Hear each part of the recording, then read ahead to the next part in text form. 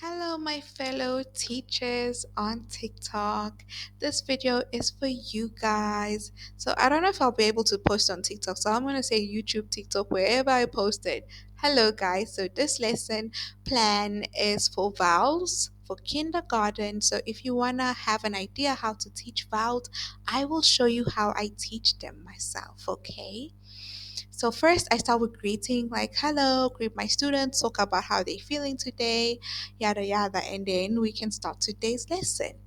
So the next slide is this. So I will say today we will revise vowels. So for this case, I did teach my little one vowels before, and she knows A, E, I, O, U. Okay, she knows her vowels. So we were revising for today just to remind her and then practice more questions. So I'll be like, today we'll revise vowels. And then I would say every time before I start teaching, I'm like, are you ready? And they'll be like, not, oh yeah, I'm ready, whatever the case may be. That's just me. And then I start the lesson. Okay, so this is how I teach. Teaching mode. So I'll be like, what are vowels? Vowels are special letters in the alphabet that help us make words. Okay, so you know how you communicate with your students. I change my tone of voice. It could be high pitch, sometimes low pitch. It depends. Okay, so that's me when I speak to my little one. So I'll be like, "What are vowels? Do you know what are vowels? No? Let me tell you. Vowels are special letters in the alphabet that help us make words. Okay. That's just how I do it. So I could have a slide like this, but I could talk for like 2 minutes on this slide. Okay. And then I'll be like, so our vowels are A, E, I, O, U. So in this case, your students might catch on and start screaming the letters with you. Don't stop them, just let them be.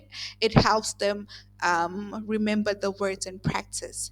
So, and then I'll be like, in English, there are five vowels. See, I said five, and then I'll be like A, E, I, so we are counting the vowels. O, U, five. And then we go like, did you get that? Yes? Let's count together. We have A, E, I, O, U. And then don't forget to compliment your students and be like, amazing job. You're doing so well. Good job. Super, whichever word you want to use. And then after they kind of get the idea of the vowels, you can go to the next slide and say, vowels. Now you're explaining vowels. So you can say, vowels can make sound um, vowels can sound different depending on where they are in a word, but they always make the word sound complete. So don't read fast when speaking to little ones, and this is gonna confuse them. So don't expect them to understand. You're gonna have to explain a bit more on this, okay? Oh, and unless you have like a really educated, smart students, it will be easier for them. But they will get what you mean. So next slide is after explaining this, I will say now we're starting with the vowels. We are breaking down the vowels. So vowel A. So the reason why I'm doing A, I'm trying to remind them that there are five vowels. So I'm starting with number one, A, right? So vowel A. We have A. Can you say A? They'll be like A. And then you can say, do you know the sound of A? They'll be like, oh, they know, like, ah. Okay. And then you'll be like, A is for apple. Yes, and the sound of A is ah. So, now you're teaching phonics and sounds at the same time. I incorporate as much as I can in my lesson. And then I go on further to now do the A is for apple. So we have a vowel A. A. So I try to follow them along with the arrow. So I'll be like, A is for apple. And then we're like, A is for apple. So when you read, it's good to say, especially for a little student, say A is for apple. And then you'll be like, can you say A is for apple? And they'll be like, A is for apple. Good job. And then you'll be like, let's spell A. We have, oh, apple. Let's spell apple. And then you'll say, we have A, P, P, L, E, apple. See how we do that? And then you can spell it like that. If you like, you can spell it using the sounds like A, L, E, apple. Okay. So it depends on you. So how whichever way you wanna teach them the spelling, you can do it your own way. I like to use the sounds because remember little ones, especially kindergarten, grade one, two, three, they kind of use the sounds a lot. You like big, ba, okay, ga, ga, all those sounds. You can't teach with like b, g. You kind of have to teach with the sounds. So know your sounds very well. I sometimes do forget the sounds. I'm not gonna lie, especially with E. It confuses me a lot myself. But yeah, I remind myself before the lesson. And then we have the vowel E. Next is the vowel E. So we did A. You're going to remind them that we did the vowel A, the first vowel. Now we're on the second vowel, E. Second vowel, number two. And then you say E. Can you say E? They say E. E is for egg if they know the word egg. So same process as I did before. So you do the E, you do the sound of E, and then you can even go further and say this is the big E, this is the small E. Big, small. Remember the big E, we use it at the beginning of the sentence or for a person's name like Emily if you wanna add. Just depends. But don't overwhelm the little ones. So that's just me. I have a problem of overwhelming my students. Yeah, but I'm still learning to reel it back. So again, E is for egg. Let's spell egg. E-G-G, egg. Okay. So this lesson is very long. So this part would probably take you almost like 15 minutes, all these vowels. See? So I'm just browsing through, you get the idea on how I teach them. And then, yeah, I'll be like, let's revise vowels. You learned which vowels we have. A, see, remember the counting. So you can say we have five vowels. We have A, E, I, O, U. A, E, I, O, U. And then there's even a vowel song, you guys. So you can get vowel songs from YouTube for fun and sing them and sing along. Yes. So some students will even shout if you taught them very well. You'll be like A, and they'll be like apple, E, egg, eyes. O, I don't know what I wrote for O, but they will shout it orange, U, umbrella. So my student does that, and I was so proud when she did it. I was like, yay, good job. So celebrate every little accomplishment. It just excites them. Little kids love to be celebrated. And yes, if you don't have the energy to teach kids, please don't. And if you are not patient, because children need patience, you gotta be patient and empathetic. Sometimes they'll have a tantrum and you have to know how to handle it. It's a lot, but I love them regardless. And then we have after that, so this was revision. Remember my students, I had taught her vowels before. So this was like a revision of like me reminding her. So this took about 5 minutes. So yeah. And then I was able to now to teach them short vowels. So now we are learning short vowels. See, we learn vowels. Now we are learning short vowels. Let me show you how I teach it. So I'll be like short vowel A. A, the first vowel. So here's the short vowel A. We have the word cat. Can you say cat?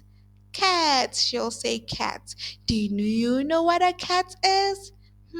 They might know, they might not know. You can say a cat is an animal.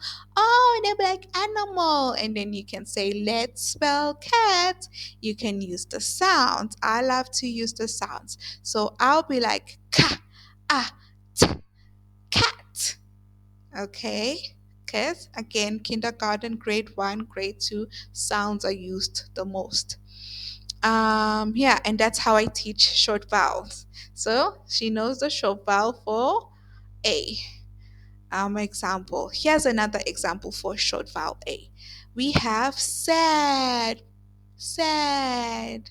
You know, when you're feeling down, remember. So I have my method. You're feeling good, you're not sure, feeling down. So yeah. I use my hands a lot when I teach. So I'll be like sad. Can you say sad? Sad. Okay, some of them might even be like sad, crying, bad. And now they're trying to relate to more words of that means similar to that. So allow them to do that. And then you'll be like, can you spell sad? Let's spell it. And then you spell SAD. Sad. Okay. S-A-D. Okay. I love using sounds, guys, for the little ones. So now I teach them short vowels. That's how I go. So we learn the word, we spell the word, short vowel A, and then it goes from A, E, I, K, I, O, U. Okay, see?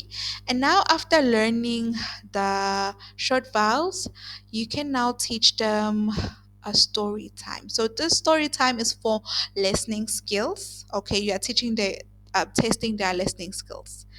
So just read the story to them while they follow along. So read this part. Once upon a time in Val Valley, there lived five best friends who loved to go on adventures.